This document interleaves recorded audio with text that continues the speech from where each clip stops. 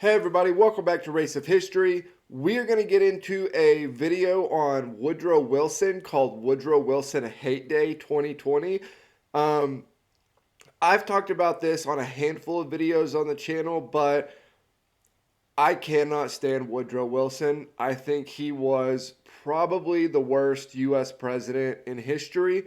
There's a whole host of reasons why I think that, from segregating federal public office to like mass interventionism. There's a bunch, right? There's a bunch, but I would say the biggest thing that makes me just give him absolutely no leniency, like I do with a lot of historical characters, right?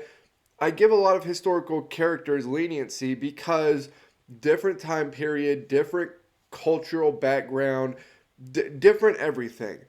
But Woodrow Wilson was such a big personal prick that it makes me not be able to give him an ounce of slack on how terrible of a president he was. So I haven't done any videos individually on him. We talk about how terrible he is on Discord a lot, but I wanted to do a video about him. So Woodrow Wilson Hate Day 2020. I'm very curious to see why this guy thinks he sucks so bad. Let's get into it. Listen up, my liberty-loving losers. It's that time of year again. It's time for another yearly video where a British guy gets irrationally angry at an American who's been dead for 96 years. That's right, it's Woodrow Wilson Hate Day 2020.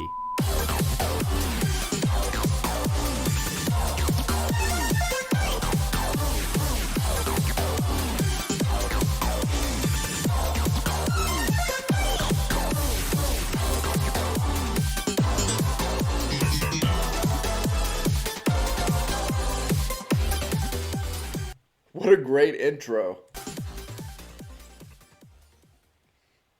I've now spoken for 2 years in a row about how Woodrow Wilson is responsible for the second KKK, Hitler, income tax, Jim Crow laws, instability in the Middle East, American worldwide interventionism, and the Pacific War, but I'd like to demonstrate just how much more suffering and injustice this single man is responsible for. We're going to get a little counterfactual on this month's episode. Let's say that, for example, Woodrow Wilson doesn't become president. Sound unlikely? Think again. Yeah, it's actually not that unlikely. In fact, there were two different candidates that probably could have beaten him if not for a very, very small miss and then a response by Teddy Roosevelt that, ended up giving Wilson the White House.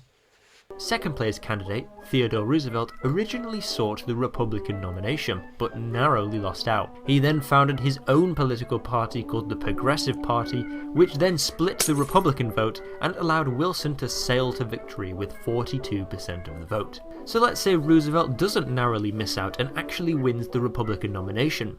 With a unified vote, he wins the election in an electoral map that looks something like this. What does Roosevelt do as president in his now unprecedented third term? Well, the Roosevelt Manifesto was quite radical for its time, including things like an 8-hour workday, social security, and a national health service. Also limits on campaign contributions, recall petitions, referendums, compensation for work injury, and a greater government transparency. Remember, this is the 1910s when not even most of Europe had these things. Yeah, Teddy Roosevelt was known for... Well, he was known for a lot of things, but particularly in like governing style, he was known for being willing to go after monopolization, right? Which there is a long history of monopolies versus the U.S. government. I actually read a book not too long ago the whole book was about this. It was called Goliath, the 100-Year War of Monopoly Power in the U.S. Government. But yeah, there's a long history of this. But Teddy Roosevelt specifically is kind of known as the trust buster. Wilson thought the US was naturally superior to all other countries, but what Roosevelt might have done is actually make this true. Roosevelt would have also not segregated the federal government, so perhaps the civil rights era would have come a bit quicker, who knows. But the biggest difference in a Theodore Roosevelt presidency is his attitude to the Great War. Roosevelt was a great supporter of joining the war, and probably would have found any excuse to get Congress to declare war, and that excuse would most likely be the sinking of the Lusitania in 1915. So the US joins the war in 1915, and with Russia still in the war at this point, Germany's going to be a bit overpowered.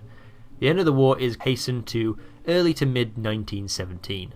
Nice. An early finish to the war means the rise of communism in Russia is quelled by the Russian Republic government, so no civil war or forced collectivization killing hundreds of thousands of people, no famines in Ukraine killing millions, and no mass purges by a psychopathic paranoid bank robber. With no Soviet Union, there's no great enemy for a certain That might be the best description of Stalin that I've ever heard. German painter to rally against, which might mean no Nazism, no invasion of Poland, no Second European War, and no Holocaust. Plus, without Wilson's souring relations with the East, Japan wouldn't have been as antagonistic to the USA like we discussed in last year's video. So no Pearl Harbor, no Pacific War, and no Japanese war crimes, kamikaze missions, Unit 731, or Bengal famine. This war that didn't happen wouldn't end in the creation of nuclear weapons, followed by a massive arms race and stockpile of warheads that still exist and could go off at any time of any day, killing literally billions of people. With no World War II or Soviet Union, there couldn't be a Cold War, and with no Cold War means no Berlin Wall, no Iron Curtain, no need for every free country in the world to put up with US military bases.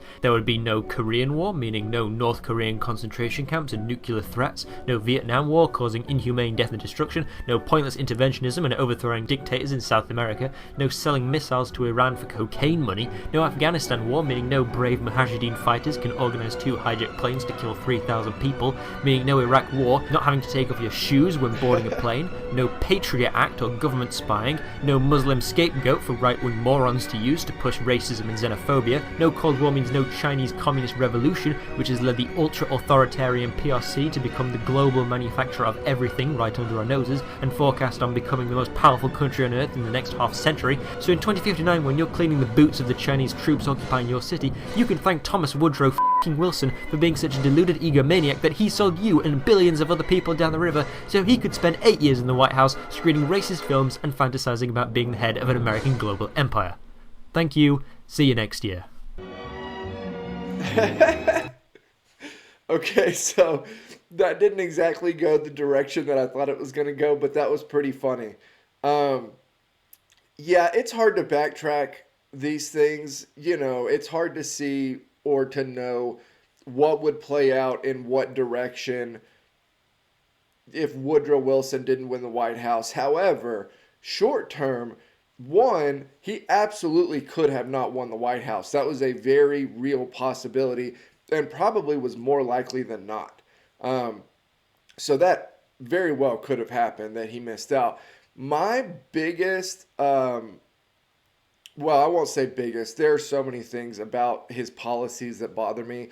But one of the bigger ones is he morphs the idea of American foreign policy, which American foreign policy had been the same or more or less the same since the founding of the country. There is a great quote by John Quincy Adams, I believe, that talks about how America doesn't go abroad in search of monsters to destroy. And that was the whole idea for American foreign policy, was like, America does not get involved in foreign affairs. Interestingly, Teddy Roosevelt more or less saw the direction the world was going. I think, at least from reading about him and from the time period, he more or less sees the direction that the world is going. And I think he also sees that the war in Europe is just untenable, right? Like, it's going to destroy the direction of the world. And so in that case, it was like this, the U.S. can't just sit on the sideline and watch. It's the same argument for the World War II people that wanted to get involved in World War II before the U.S. did. And the idea was isolationism is understandable in general. But if this conflict is going to drastically change the direction of the rest of the globe for the worse, then where is the line on when it is your responsibility to get involved, right? With Woodrow Wilson, however, he has this total outright shift of ideas because of the not just American exceptionalism that he feels, but like his own personal exceptionalism. He switches U.S. foreign policy to the idea that as long as there are dictatorships, as long as there are, basically what he gets to is, if there are bad people on this earth, it is the U.S.'s duty and responsibility to get involved, right? Well, using that thought process, you can be at war forever. Forever. I mean, they'll literally never stop. And so that was one of the things that, just looking back, it drives me absolutely insane. Also, there's a personal letter somebody had written to Woodrow Wilson when he first starts wanting to get involved in World War One. And the guy basically says, like, hey, I don't think I could vote for you if you decide to get involved in the war.